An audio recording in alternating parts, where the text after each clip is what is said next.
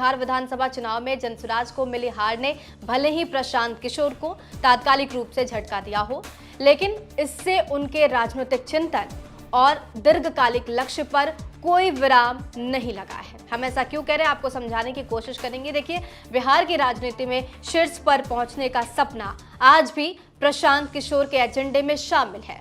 यूं कहें तो एजेंडे में सबसे ऊपर है। इसी दिशा में एक और बड़ा फैसला लेते हुए उन्होंने जनसुराज के मौजूदा सांगठनिक ढांचे को पूरी तरह भंग कर दिया है। फिलहाल सामने कोई बड़ा चुनाव नहीं है। ऐसे में प्रशांत किशोर हड़बड़ी में संगठन खड़ा करने के बजाय समय लेकर एक नए कलेवर में समर्पित, विश्वसनीय, इसके साथ ही जमीनी कार्यकर्ताओं की फौज तैयार करने की सोच रहे हैं और इसी रणनीति पर काम भी कर रहे हैं। कैसे होगा ये भी आप समझेंगे। देखिए, नए साल में नए तेवर के साथ राजनीति को साधने की तैयारी अब साफ नजर आ रही है।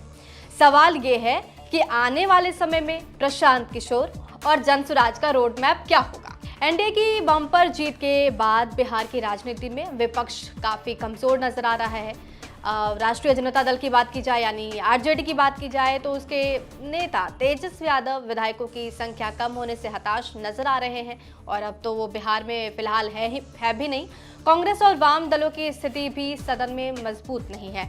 नतीजा ये है कि विपक्ष का मनोबल इस वक्त गिरा हुआ है और सरकार के खिलाफ प्रभावी विरोध की क्षमता में भी काफी कमी साफ दिख रही है। अब ऐसे माहौल में जनसुराज के सामने खुद को एक सशक्त विपक्ष के रूप में खड़ा करना और स्थापित करने की सबसे बड़ी चुनौती जरूर होगी। क्योंकि पार्टी का फिलहाल विधानसभा में कोई प्रतिनिधि नहीं है, इसलिए सड़क और जमीन ही जनसुराज की असली लड़ाई होगी।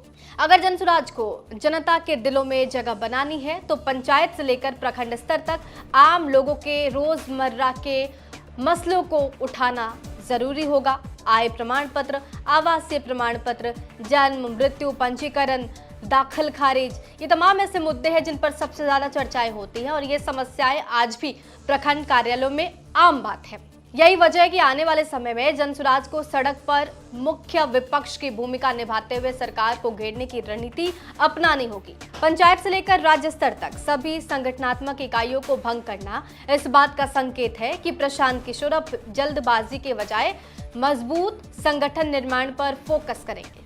उन्होंने पर्यवेक्षकों की नियुक्ति कर यह स्पष्ट कर दिया है कि अब प्राथमिकता समर्पित और भरोसेमंद कार्यकर्ताओं को जोड़ने की होगी। देखिए, चुनाव के दौरान ये शिकायत सामने आई थी कि जनसुराज के पास जमीनी कार्यकर्ताओं की पर्याप्त ताकत नहीं है और चुनाव के नतीजे भी यही बताते नजर आए। पार्टी को मिले वोट काफी हद तक उम्मीदवारों की व्यक्तिगत छवि और प्रशांत किशोर के नाम पर ही केंद्रित रही। चुनावों के नतीजे में ये तो स्पष्ट माना गया है। नए संगठन के जरिए इसी कमजोरी को दूर करने की कोशिश प्रशांत किशोर जरूर करते नजर आएंगे। जनसुराज के लिए अगला राजनीतिक टारगेट होगा बिहार विधान परिषद का चुनाव यानी एमएलसी चुनाव। पटना स्नातक सीट से जेडीयू एमएलसी नीरज कुमार है, दरभंगा स्नातक सीट से सर्वेश कुमार है, तिरहुत स्नातक सीट से वंशीधर ब्रजवासी हैं और कोसी स्नातक सीट से एनके यादव हैं और ये जो सीटें हैं वो रिक्त हो रही हैं। वही शिक्षक निर्वाचन क्षेत्र में की बात की जाए तो पटना शिक्षक सीट से नवल किशोर यादव, दरभंगा शिक्षक सीट से कांग्रेस नेता मदन मोहन झा है, तिरहुत शिक्षक सीट से संजय सिंह है, सारण शिक्षक सीट से अफाक अहमद प्रतिनिधित्व करते हैं और ये सीटें भी खाली हो रही है। संभावना यह है कि स्नातक और शिक्षक कोटे से होने वाले इन चुनावों में जनसुराज अपनी किस्मत आजमाता नजर आएगा। मतदान सूची 30 दिसंबर 2025 तक अंतिम रूप ले लेगी, जबकि चुनाव साल 2026 में प्रस्तावित है।